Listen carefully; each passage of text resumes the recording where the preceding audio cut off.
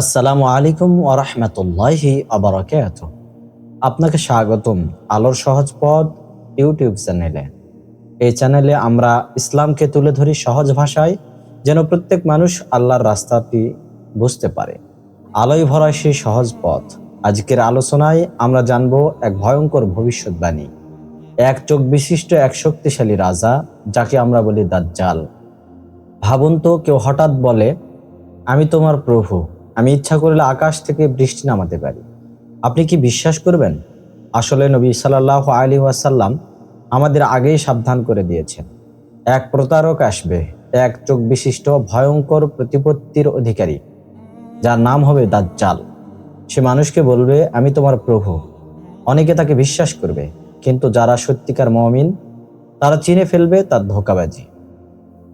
রাসূলুল্লাহ সাল্লাল্লাহু আলাইহি ওয়াসাল্লাম বলেন, তোমাদের প্রভু অন্ধ নন, কিন্তু দাজ্জাল অন্ধ। তার ডান চোখ আঙ্গুরের মতো ফুলে ওঠা। সহিহ মুসলিম। সহজ ব্যাখ্যা: আল্লাহ সবকিছু দেখতে পান, তিনি অন্ধ নন, কিন্তু দাজ্জালের একটি চোখ অন্ধ। তার চোখে এমন দাগ থাকবে যেন কেউ পাথর মেরে চোখ বসিয়ে দিয়েছে। এই বৈশিষ্ট্যই তাকে চেনার বড় লক্ষণ।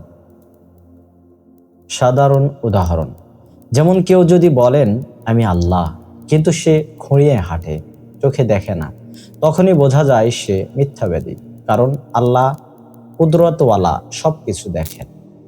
দাজ্জাল কিভাবে পৃথিবী চালাবে? সে মানুষকে বলবে, আমি প্রভু।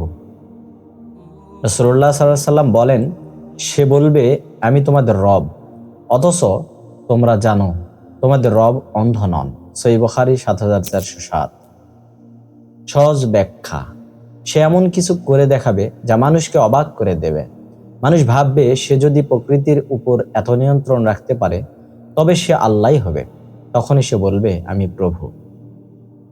উদাহরণ: আজ যদি কেউ পানি ছুঁয়ে স্বর্ণ বানাতে পারে, আমরা হয়তো মনে করি সে জাদুকর, কিন্তু আল্লাহ বলেন এটা পরীক্ষা।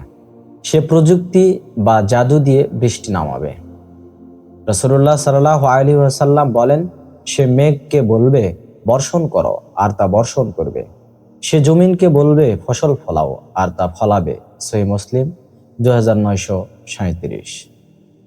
সহজ ভাষায়: সে হয়তো এমন ডিভাইস নিয়ে আসবে যা দিয়ে আবহাওয়ার নিয়ন্ত্রণ করবে। মানুষ ভাববে, আল্লাহ ছাড়া কে পারে এমন? কিন্তু সে যেটা করছে সেটা আল্লাহর দেওয়া কিছু জ্ঞানকে খারাপ কাজে ব্যবহার। উদাহরণ: আজকের মতোই ক্লাউড সিডিং প্রযুক্তি, যেখানে মানুষ কৃত্রিমভাবে বৃষ্টি ঘটায়। দাজ্জাল হয়তো এই প্রযুক্তিকে এক ধাপ এগিয়ে নেবে। তার সফল ক্ষমতা: রাসূলুল্লাহ সাল্লাল্লাহু আলাইহি সাল্লাম বলেন, সে চলবে মেঘের মতো দ্রুত গতিতে। সহিহ মুসলিম। সহজ ব্যাখ্যা: সে হয়তো এমন যানবাহন ব্যবহার করবে যা আমরা কল্পনাও করতে পারি না। পৃথিবীর এক মাথা থেকে অন্য মাথা মাত্র কয়েক ঘন্টায় পৌঁছে যাবে। উদাহরণ: আমরা যেমন আজ স্পেস এক্স, হাইপারলুপ বা এআই প্রযুক্তি দেখি, দাজ্জাল হয়তো এসবের মাধ্যমে চারপাশ নিয়ন্ত্রণ করবে। সে জান্নাত দেখিয়ে জাহান্নামে ফেলবে। রাসূলুল্লাহ সাল্লাল্লাহু আলাইহি সাল্লাম বলেন, তার কাছে থাকবে জান্নাত ও জাহান্নামের মতো কিছু, কিন্তু তার জান্নাত আসলে জাহান্নাম। সহিহ মুসলিম। সহজ ব্যাখ্যা: সে হয়তো বলবে, আমার কথা মানলে তুমি সুখে থাকবে।